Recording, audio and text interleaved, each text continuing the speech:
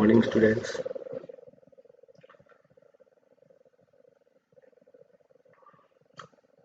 आज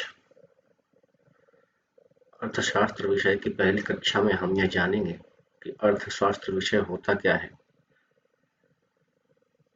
इसकी सीमाएं क्या हैं। इस विषय में हम अध्ययन किस चीज़ का करते हैं और हमारे जीवन को सुचारू रूप से चलाने के लिए यह विषय आवश्यक क्यों है। तो ये सारी बातें मैं आप लोगों को एक स्लाइड के माध्यम से समझाना चाहूँगा, जो कि मैं आपके सामने बना के रखा हूँ, और जितने भी इम्पोर्टेंट पॉइंट्स हैं वो मैं स्लाइड वाइज आप लोगों को बताता रहूँगा। तो इससे पहले कि हम आगे बढ़ें, हम जो बेसिक पॉइंट्स है, जो मेन पॉइंट्स है, उसको समझ सकते हैं कि वो क्या है और इसके बारे में जान सकते हैं। तो जो सबसे पहली बात ये होती है कि अर्थशास्त्र की परिभाषा क्या है। इसको हम समझेंगे कि अर्थशास्त्र की परिभाषा में क्या क्या इंक्लूड है और किन बातों को, किन पॉइंट्स को, किन बिंदुओं को ध्यान में रखते हुए अर्थशास्त्र को हम परिभाषित करते हैं। फिर अगली जो टॉपिक है, जो अगला जो मुख्य विषय है, वो है अर्थशास्त्र विज्ञान है अथवा कला। हम इसके बारे में भी जानेंगे।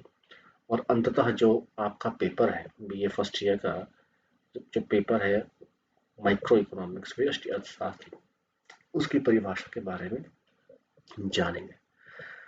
तो जहां तक प्रश्न है अर्थशास्त्र की परिभाषा की, तो मोटे तौर पर देखा जाए तो जो विभिन्न अर्थशास्त्रियों ने परिभाषाएं दी हैं, उनको अगर जो हम संकलित करें तो 5 हिस्सों में हम बांट सकते हैं। तो सबसे पहला जो हिस्सा है वो है धन प्रधान क्लासिकल दृष्टिकोण। उसके बाद जो दूसरी परिभाषा, जो मुख्य परिभाषा जो स्कूल ऑफ थॉट्स देती है, उसे हम बोलते हैं नियो क्लासिकल कल्याण संबंधित दृष्टिकोण। तीसरा दृष्टिकोण है वो दुर्लभता संबंधी रॉबिन्स का दृष्टिकोण। चौथा दृष्टिकोण आता है विकास केंद्रित दृष्टिकोण, और पांचवा और अंतिम दृष्टिकोण है आवश्यकता विहीनता संबंधित दृष्टिकोण। तो अब ये जो 5 हमारे पास मुख्य बिंदु हैं अर्थशास्त्र की परिभाषाओं की, ये जो अलग अलग शाखाएं हैं, इन शाखाओं की जो परिभाषाएं हैं, उनका हम अब गहन अध्ययन करेंगे।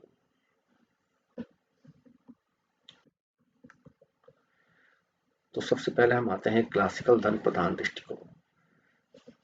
तो क्लासिकल अर्थशास्त्रियों द्वारा प्रतिपादित किया गया था यह दृष्टिकोण, जिसमें एडम स्मिथ, सेनियर, जेबी आदि प्रमुख थे।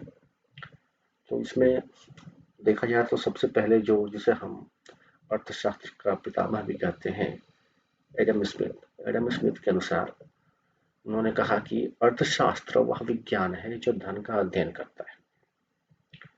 इसी क्रम में आगे बढ़ते हैं तो एक और क्लासिकल अर्थशास्त्री हैं वाकर।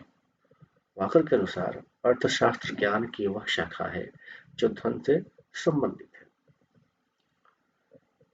तो बेसिकली हम यहाँ इनकी जो क्लासिकल अर्थशास्त्री हैं, जो क्लासिकल इकोनॉमिस्ट हैं, उनकी परिभाषाओं को गहनता से अध्ययन करें तो ये पाएंगे कि उनकी परिभाषाएं कहीं ना कहीं मुख्य रूप से धन पे ही केंद्रित है कि धन का प्रयोग कैसा होता, कैसे किया जाए।